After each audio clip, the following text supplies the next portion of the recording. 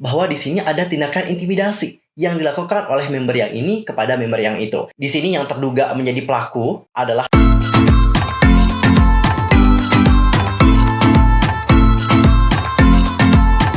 Hey guys, I'm Yusol Kim. Welcome back to my channel. Nah, gimana nih kabar kalian hari ini? So fine, so good, nothing problem dong kan ya? Dan buat kalian semua nih yang punya masalah, keep fighting ya guys, don't give up. Oke, untuk hari ini kita akan membahas tentang salah satu girl group favorit aku, yaitu G-Friend. Kali ini kita akan membahas bagaimana sisi kelam mereka dari awal karir sampai sekarang. Karena yang namanya perjalanan karir dari sebuah grup itu nggak mungkin selalu mulus. Pasti ada rintangan dan juga rintangan. Termasuk dengan apa yang terjadi pada G-Friend. But wait, tahan dulu nih guys. Sebelum kita bahas bersama-sama, pastikan dulu untuk bantu perkembangan channel aku supaya menjadi channel K-pop terbesar dengan informasi seputar dunia per-K-popan yang pastinya terlengkap dan juga ter-up-to-date. Kalian bisa langsung subscribe, bunyi loncengnya, sempetin juga buat like and comment, serta share juga kepada teman-teman K-popers yang lain. Tanpa basa-basi lagi, langsung aja yuk kita bahas bersama-sama. G-Friend terdiri dari 6 orang member. Yang pertama ada Sowon, Yerin, Eunha, Yuju, Shinbi, dan juga Eumji. Nah, grup ini memulai debutnya pada tanggal 16 Januari 2015 di bawah naungan agensi Search Music yang menjadi anak perusahaan dari Big Hit Entertainment pada Juli 2019 yang lalu. Dan sekarang aku akan ngajakin kalian semua untuk kenalan dengan membernya secara lebih dekat lagi. Untuk member yang pertama di sini kita akan mulai dulu dari Sowon. Nah, Sowon ini memiliki nama lahir Kim Sojung. Untuk posisinya adalah sebagai leader, vokalis, dan juga sebagai visual. Tanggal lahirnya adalah 7 Desember 1995. Wow, beda 4 tahun sama aku nih. Dan untuk zodiak sign adalah Sagittarius. Tingginya adalah 173 cm. Untuk berat badan 51 kg. Lalu untuk golongan darahnya adalah A. Dan untuk MBTI itu adalah INFP. Kalau udah termasuk I berarti introvert guys. Lanjut kita ke member yang kedua. Ini tuh namanya adalah Yerin. Untuk Yerin sendiri itu nama lahirnya adalah Jung Yerin. Posisinya adalah sebagai main dancer, vokalis, center, dan juga face of the group. Untuk tanggal lahir yaitu 19 Agustus 1996. Zodiak sign-nya adalah Leo. Untuk tinggi itu 168 cm, berat badan 49 kg, golongan darahnya adalah O, dan untuk MBTI-nya adalah ENFJ. Kalau E berarti extrovert. Next kita ke Eunha. Eunha sendiri memiliki nama lahir Chung Eunbi. Posisinya adalah sebagai lead vokal. Tanggal lahir 30 Mei 1997, zodiak sign-nya adalah Gemini. Untuk tinggi 162,7 cm, untuk berat badan 45 kg, golongan darahnya adalah O, dan untuk MBTI-nya adalah ISTP. Berarti introvert juga ya Eunha. Next kita ke Yuju. Yuju sendiri memiliki nama lahir Choi Yuna. Untuk posisi sebagai main vokal, tanggal lahir adalah 4 Oktober 1997. Untuk zodiak sign itu adalah Libra, wih sama kayak aku. Dan untuk tingginya adalah 170 cm, berat badan 49 kg, dan untuk golongan darah adalah B, dan untuk MBTI-nya adalah ENFJ. Wah, sama kayak Yerin ya, berarti extrovert juga. Next ada Shinbi. Untuk Shinbi sendiri itu memiliki nama lahir Hwang Eunbi. Posisinya adalah sebagai main dancer, vokalis, dan juga center. Tanggal lahirnya adalah 3 Juni 1998. Untuk zodiak adalah Gemini. Untuk tinggi sendiri adalah 167 cm, berat badan adalah 47 kg, golongan darah adalah AB, dan untuk MBTI type-nya adalah ISFJ. Oke, berarti introvert.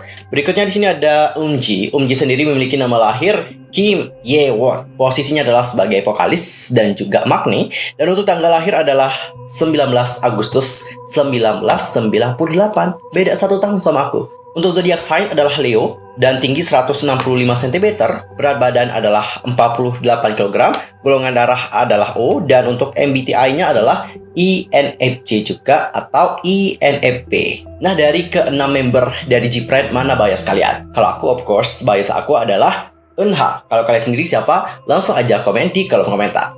Sebagian besar member dari G-Friend sejatinya memang telah saling kenal cukup lama sebelum debut. Misalnya nih, ada Yerin, Eunha, Yuju, Shinbi, dan Eumji. Itu kan merupakan jebolan dari School of Performing Arts Seoul atau SOPA. Sedangkan untuk Sowon sendiri itu lulus dari Hanlim Multi Art School. Dan kedua sekolah itu memang dikenal sebagai penghasil alumni yang lantas sukses terjun ke dunia hiburan Korea Selatan.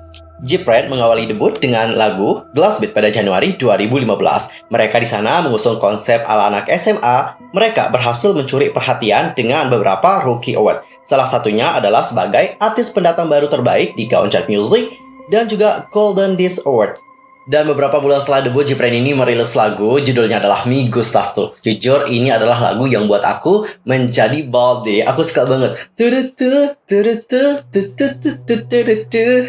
Dan guys, ada sebuah video yang mana video ini juga ngebuat kita sebagai baldi itu juga sangat sedih banget. Jadi videonya adalah menampilkan bagaimana upaya gigih dari Jipren menuntaskan penampilan mereka dikala membawakan Mi Gustastu di bawah hujan. Dan hal itu pun menjadi viral nih guys di kalangan para netizen. Dan saat itu, member grup yang ngusung tema Power Innocent tersebut sampai harus jatuh berkali-kali. Terlebih Yuju yang harus mengalami cedera nih guys dikarenakan hal tersebut. Dan melihat video itu, banyak sekali dari netizen atau publik itu sangat terkesan dengan apa yang telah dilakukan oleh Jipren dan segera memberikan dukungan yang banyak kepada Jipren saat itu. Dan saat itu banyak sekali yang menganggap nih bahwa Jipren ini merupakan girl group yang sangat profesional banget. Karena meskipun mereka telah jatuh dan juga jatuh, mereka ini tidak pernah menyerah untuk terus menyelesaikan penampilan mereka hingga akhir. Jadi nih guys, Mi Gustastu itu menjadi lagu idol group yang paling lama bertengger di tangga lagu Melon Top 100, mencatat rekor 63 minggu. Dan Jipren mengokohkan posisi dalam industri K-pop dengan merilis Rough pada Januari 2016. Lagu itu mengantar lebih banyak penghargaan sampai 15 piala di acara musik, menempatkan mereka sebagai salah satu girl group terbanyak yang mendapatkan penghargaan menyaingi prestasi Apink pada saat itu. Dan di tahun yang sama, Jipren ini comeback melalui Napilera. Di akhir 2016, video musik Rough dan Napilera terpilih masuk ke dalam daftar 10 video musik K-pop yang paling disukai masyarakat Korea Selatan.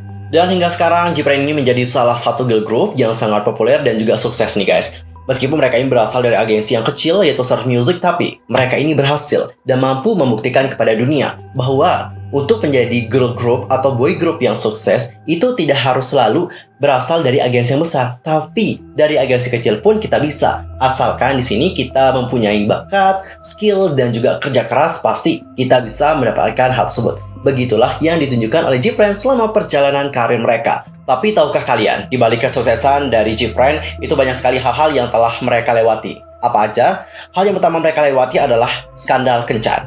Jadi nih guys, saat itu, NH ini itu dikabarkan berkencan dengan salah satu member dari Madtown, namanya adalah Bapi. Jadi hal itu bermula dari sebuah postingan di Instagram boyband asal Jitan Entertainment yaitu Madtown yang telah mengunggah foto mencurigakan. Jadi salah satu membernya yaitu Bapi tampak berpose selfie nih guys bersama dengan gadis cantik dan imut. Kalian pasti sudah tahu siapa gadis tersebut? Yaps, gadis itu adalah NH dari Jipren. Dan selain itu fotonya juga dihiasi dengan tulisan date, Lovestagram, dan juga girlfriend. Sontak hal tersebut pun menjadi perhatian dari netizen hingga menimbulkan banyak spekulasi bahwa mereka ini berpacaran. Dan ada juga dugaan adanya manipulasi atau permainan media.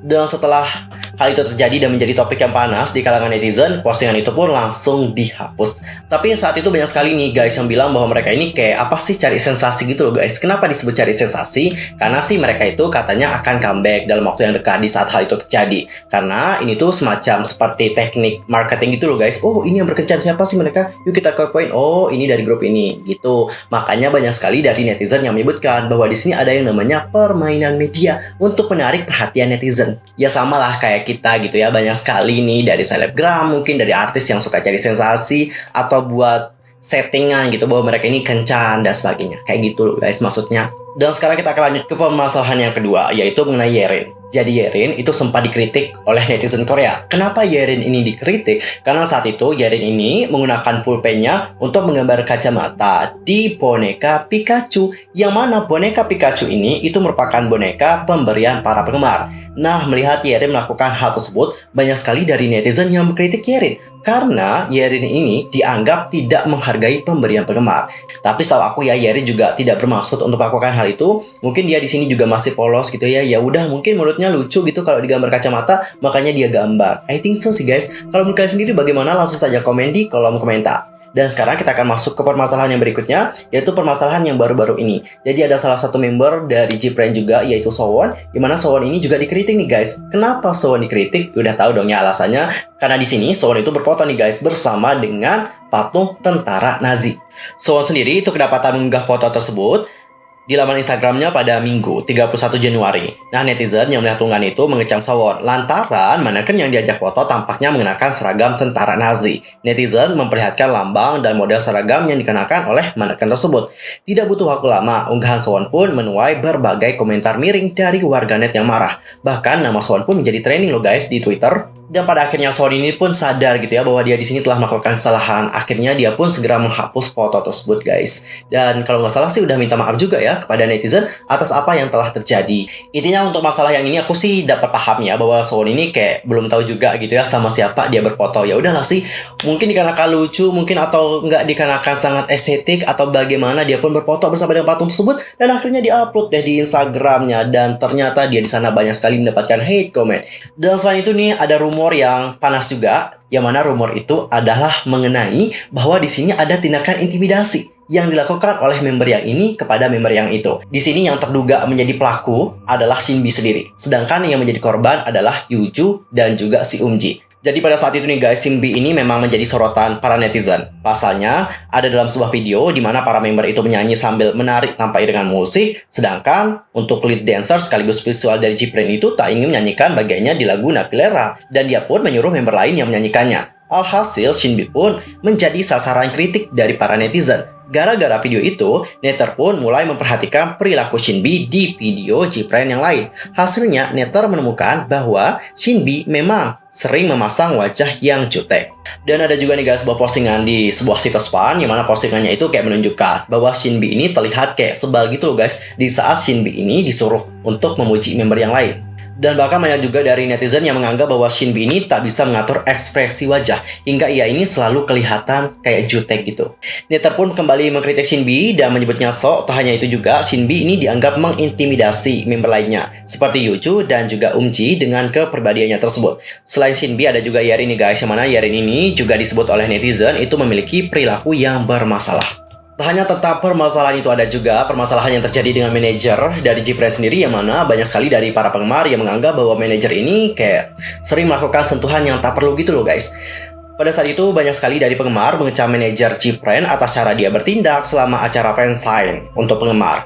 Jadi selama penandatanganan, Jerry menjelaskan bahwa ada sesuatu nih di rambutnya. Terus manajer Gpren kemudian tiba-tiba muncul di belakangnya dan sebenarnya dia juga tidak perlu sih menyentuh rambut dari Yerin. Selain itu ada juga para penggemar di sini yang telah memotret sang manajer yang sedang mengandeng tangan dari Sowon saat menyapa penggemar, dan mereka pun bertanya, manajer lain menunggu di belakang panggung. Jadi kenapa sih dia itu harus meraih tangan dari Sowon? Dan hal ini tuh menjadi panas kembali. Kenapa panas kembali? Karena di sini ada mantan manajer dari Gpren yang telah ngebuat sebuah tweet. Tweetnya kayak gini. Kita bacain langsung ya. Saya adalah seorang mantan manajer selama promosi kasar mereka. Selama saya di sana, kami tidak mendekati anggota seperti ini. Saya pikir manajer di foto tidak menerima pelatihan yang tepat. Namun guys, tidak semua penggemar dari Gpren menganggap bahwa apa yang dilakukan oleh manajer tersebut tidak pantas. Ada juga yang menganggap bahwa apa yang dilakukan oleh manajer itu wajar saja, karena dia di sini adalah orang yang menjaga member-member dari Gpren. Kalau mereka sendiri nih melihat manajer tersebut bagaimana? Apakah kalian berpikiran bahwa manajer tersebut tidak seharusnya melakukan hal itu? Atau kalian di sini menganggap bahwa manajer tersebut tidak apa-apa kok melakukan hal tersebut asalkan tidak lebih? Langsung saja komen di kolom komentar. Dan seperti yang kalian tahu nih guys, bahwa Sword Music sekarang kan udah diakuisisi nih oleh Big Hit. Aku bahas nggak ya? Mihane ya, kalau bahas ya nggak apa-apa dah ya. Soalnya ini juga kalian tahu dah ya seperti apa gitu. Jadi setelah Big Hit ngeakuisisi Sword Music, itu banyak sekali yang memberikan komentar buruk kepada Gpren. Bener nggak? Jadi pada saat itu banyak sekali dari para penggemar yang takut gitu ya bahwa Gpren dan juga artis dari Big Hit yang cowok-cowok nih itu memiliki interaksi yang sama satu sama lain, bener nggak? Dan bahkan pada saat itu ada juga teori, sempat kita bahas juga, yang mana teori itu menunjukkan bahwa Yerin itu kayak memiliki hubungan gitu dengan salah satu member dari BTS. Dan hal itu yang ngebuat saat itu Yerin ini mendapatkan banyak sekali hate comment dari netizen yang lain. Bener nggak guys? Dan tak hanya itu saja, di saat Sword Music diakuisisi oleh Big Hit, banyak sekali yang menyebutkan bahwa Gpren ini kayak numpang kesuksesan. Dan bahkan ada juga yang menyebutkan bahwa Gpren ini seperti anak pungut. Tapi tolong dicatat, tidak semua dari penggemar Big Hit, khususnya penggemar BTS, menyebutkan Gpren seperti itu. Tidak semua, hanya ada beberapa netizen saja yang menyebutkan hal tersebut. Dan kita juga tidak tahu apakah dia emang benar-benar ARMY atau Big Hit Stan. Kita juga tidak tahu mengenai hal tersebut. Siapa tahu dia ini kan haters yang mengadu domba gitu ya, di antara dua belah pihak. Intinya ya guys, di sini pihak agensi itu kan kerjasama. Yang namanya kerjasama itu pasti mereka ini pengen menguntungkan satu sama lain. Terutama dengan Big Hit, dia ini kan pengen memperluas nih kerjasamanya. Jadi nggak apa-apa dong ya kalau dia akuisisi ini, akuisisi itu. Jadi sebagai penggemar kita itu harus menerima dengan lapang dada gitu ya apa yang dilakukan oleh agensi. Karena apapun yang dilakukan oleh agensi, ini of course tujuannya adalah lain untuk mengembangkan bisnis mereka dan juga membuat grup-grup yang mereka buat itu menjadi grup yang populer. Tapi untuk sekarang sih aku lihat bahwa baik Big Hit Stan dan juga Story Music Stan itu kayak biasa aja sih, kayak berdamai gitu ya, tidak ada masalah. Kalau awal-awal kan maklum gitu ya, ada war sedikit, tapi sekarang sih udah damai dan aku lihat juga tidak ada masalah sih.